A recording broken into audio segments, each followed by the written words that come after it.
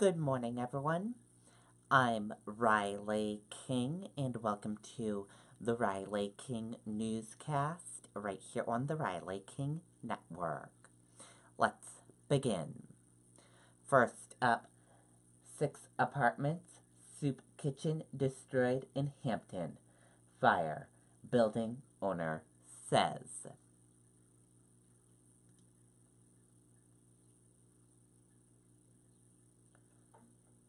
Let's take a listen to the video from WMUR News 9.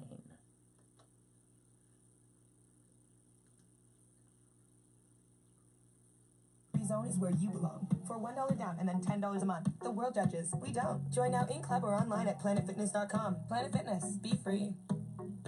Join Planet Fitness today for just $1 down. But hurry, this special offer ends March 15th.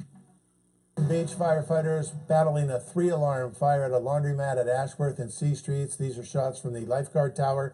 We do have Charisse LeClaire now on the ground closer to that fire location. Charisse, what can you tell us tonight? Well, Tom, right now it does appear that the fire is out. Take a look behind me here. You can see this business, the Sea Wash Laundromat here in the area of Ashworth Avenue, but these are apartments above it. And as you can see, firefighters working really hard still at this hour to get things under control at this scene. You can see just how badly damaged this building really is. Multiple apartments that are above this business area that are just completely charred and black right now.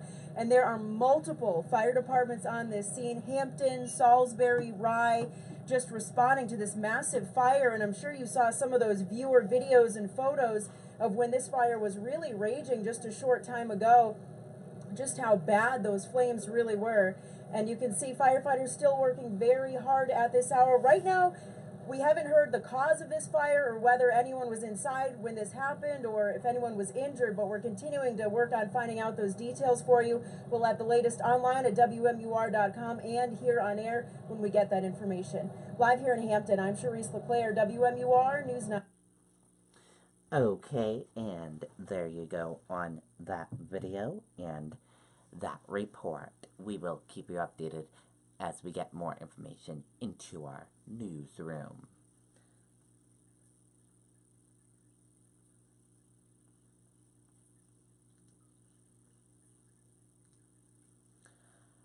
Brandeis fires coach over discrimination harassment complaints.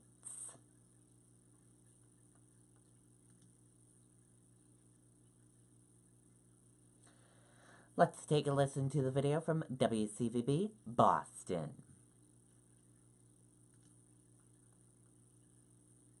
Brandeis has fired men's basketball head coach Brian Meehan. The veteran coach accused by several students last year of preferential and discriminatory. Sorry about that, a little technical difficulties with the video player. After a 15-year winning run, Brandeis has fired men's. Sorry about that, everyone. We have technical difficulties with that video. Brandeis University has fired its men's head basketball coach after receiving complaints of discrimination and harassment last year and again earlier this year.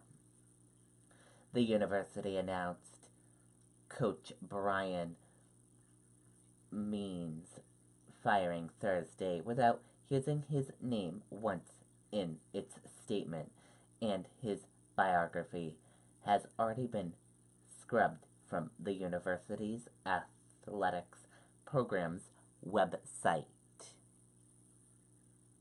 Several students filed discrimination complaints against the coach last year. Brandeis University President Ronald wrote in a statement. The complaints alleged preferential and discrimination treatment, unprofessional behavior, and racially biased harassment.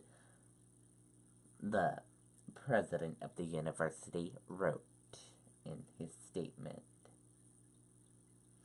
Another complaint was lodged against the coach this week, and he was immediately placed on leave, said University President Ronald. University officials said they reviewed that complaint and the prior complaints before deciding to fire Meehan.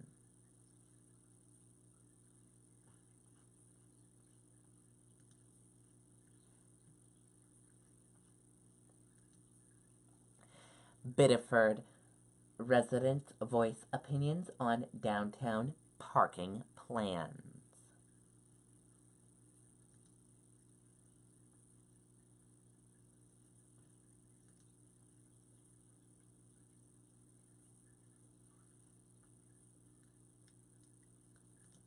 Let's take a listen to the video from WMTW News 8 Maine.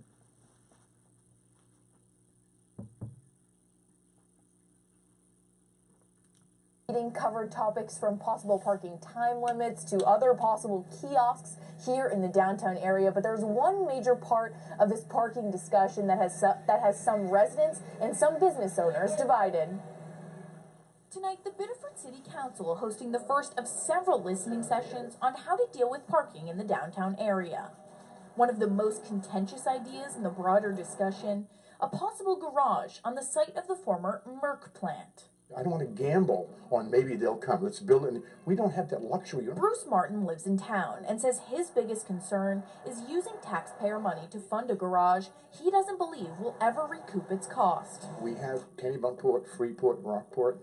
This is never going to be Biddefordport. And I say, well, what happens if some freak of nature thing happens and they don't come and park? And they don't pay? Who pays then? It's constantly impacting our business. But for many of the businesses along Main Street, talk of a garage is an idea they strongly support. I think it would help create more of a destination as opposed to a few single spots. Eric Pettis is the manager of Cowbell Burger Bar and says there are often nights when customers are either forced to drop their party off to find faraway parking or fail to find a spot and just leave altogether. Surely that having a parking garage here would keep people in the area, and then I think with people knowing it's there and they wouldn't have to fight with the traffic or fight to try and find a spot or risk getting a ticket, they'd be more apt to come down. Of course, aside from those people that we spoke to, there are also residents who do support the garage for its convenience and businesses who don't support it because of the potential cost to their customers. But thankfully, there are still several opportunities for all residents to express their opinions to the City Council at their 2 remaining listening sessions or through their form online. Live in Biddeford tonight, Aaron Dixon, WMTW News 8. Okay, and there you go on that video and that report.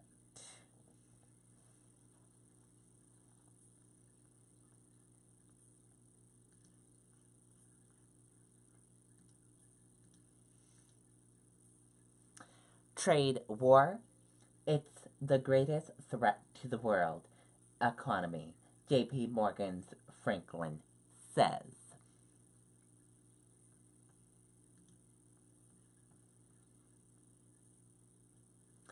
A trade war between U.S.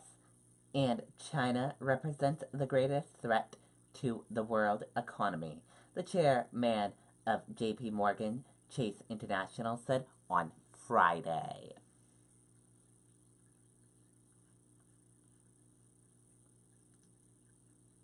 How Mueller could wrap the Russia probe, legal experts.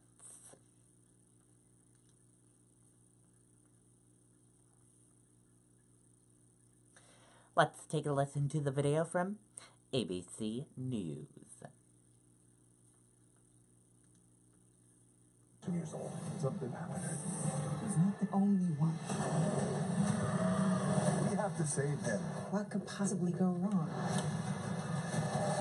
George! Rampage, rated PG-13.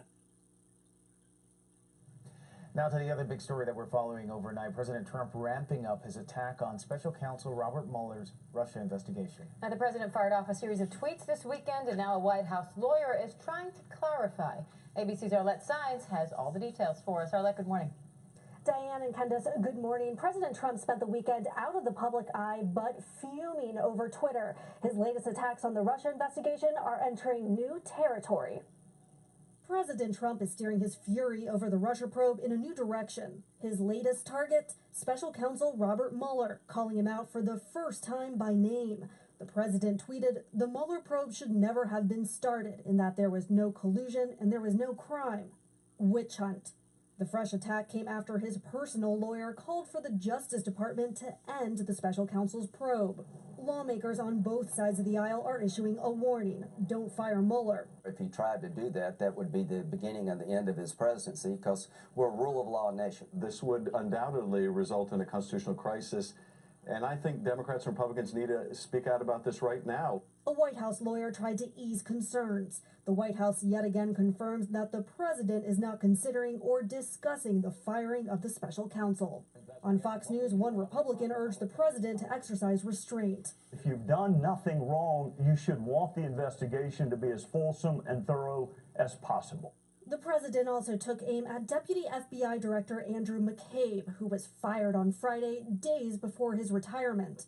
McCabe denies any wrongdoing, but the president tweeted his ouster was a great day for democracy. Sources tell ABC News McCabe was interviewed by Mueller's team and gave investigators personal memos of his interactions with the president, similar to memos written by his boss and former FBI Director James Comey. The president tweeted he spent very little time with McCabe and says he never saw him taking any notes. He's calling the documents by both McCabe and Comey, quote, fake memos. Candace and Diane? All right, Arlette Signs live from D.C. for us. Thank you. Okay, and there you go on that video and that report.